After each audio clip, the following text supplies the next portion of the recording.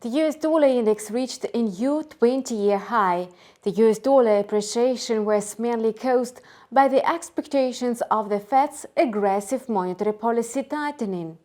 The likelihood of the 75 basis point hike in September is very high. What's more, the greenback is also gaining in value amid the situation in Europe. Meanwhile, Europe is approaching the energy crisis. Against the backdrop, the euro's investment attractiveness is falling, thus boosting the US dollar. Gas prices have almost hit the level of 300 euros per megawatt hour, and this in turn increases the risks of a recession and inflation acceleration. Gazprom, the EU's main exporter of natural gas, said that it would halt supplies to Europe for 3 days due to maintenance. Meanwhile, data from Markit Economics provided traders with additional reasons to sell the euro. The fact is that preliminary estimates on business activity in the key economic sectors are not very encouraging. Notably, the real data for the Eurozone turned out to be better than expected. Nevertheless, some indicators continue falling. Thus, Germany's manufacturing PMI showed the deepest drop last seen in June 2020.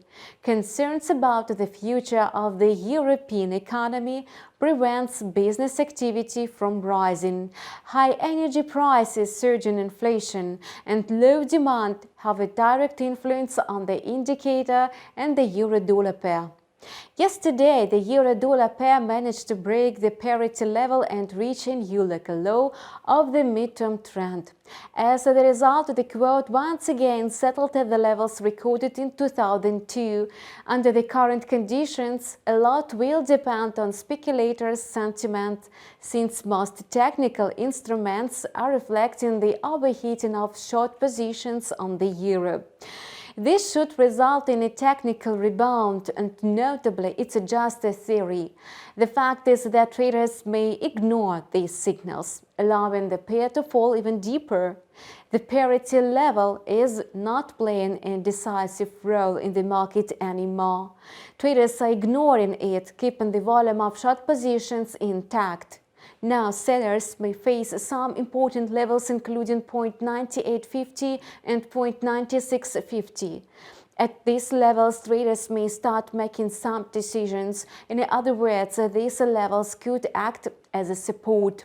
Meanwhile, the pound-dollar pair also dropped following the euro. In the UK, the economic situation is similar to the one in Europe.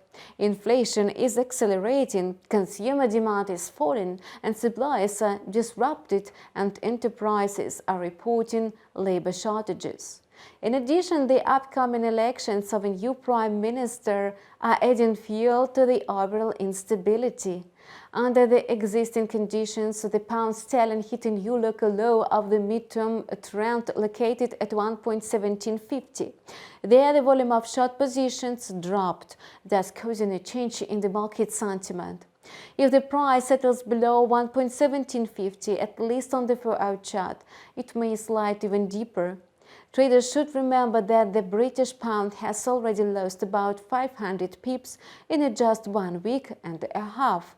This fact points to the overheating of short positions, which may lead to a rebound of the price stagnation. And that's all for now. We continue to learn developments on financial markets. Subscribe to our channel and follow news with us. See you soon.